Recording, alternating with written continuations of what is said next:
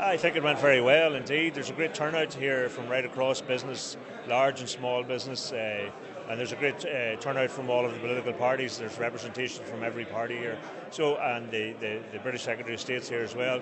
So I think there's a very strong message coming from today that this is an issue that people want to see dealt with. We want to see momentum sustained and developed in it. We want to see a very clear signal being sent to business that this is an issue that is going to be dealt with, it's going to happen, that it should create confidence in people in terms of both foreign direct investment, but even local investment as well, because we need to get greater control over fiscal levers if we want to impact on the economic difficulties that our community here is facing. And the way to do that is to have more responsibility and more powers at a local level where we're locally accountable to be able to make those types of interventions.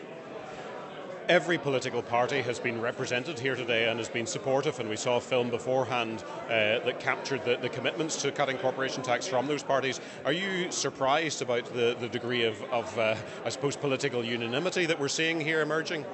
No, not at all. I think that there's a recognition. I mean, we had this debate a couple of years ago about the transfer of police and justice powers, that the Assembly wasn't responsible enough to deal with these issues.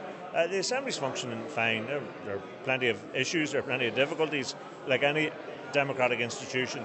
But there is a recognition that if we simply want to move beyond slicing up a reducing pie that comes across from Whitehall, then we have to have more economic responsibility ourselves. We have to have more economic levers.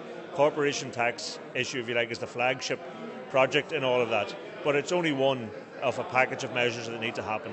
And so I think there is a growing sense among elected representatives, and certainly growing lobby from businesses, from the community, that they want to see us having more responsibility, be able to direct interventions more clearly where they would be needed and where they'll have maximum impact, and that we can't wait on someone in Whitehall to take those types of decisions because we don't feature on the radar over there.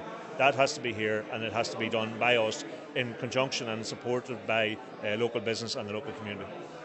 And we were hearing this morning that there's a decision expected perhaps this summer as to whether the powers will be devolved. Do you think that the Assemblymen or Assembly members are sufficiently grasping the sense of urgency to act and use those powers if they are indeed devolved this summer? Yeah, well, the powers wouldn't be devolved this summer. I think Treasury will take the decision. The expectation is that there will be a legislative slot, if you like, late next year in which those, but there is work to be done.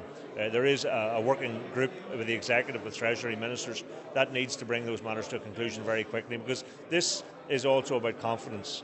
And I think strong signals that things are happening and are going to happen then generates confidence, because business decisions aren't taken overnight. They're taken with a degree of expectation of how things will be. So I think an early decision this summer, a strong commitment to legislative change in the end of next year, then that sustains that momentum that things are going to happen, and I think that gives confidence to business in terms of investment.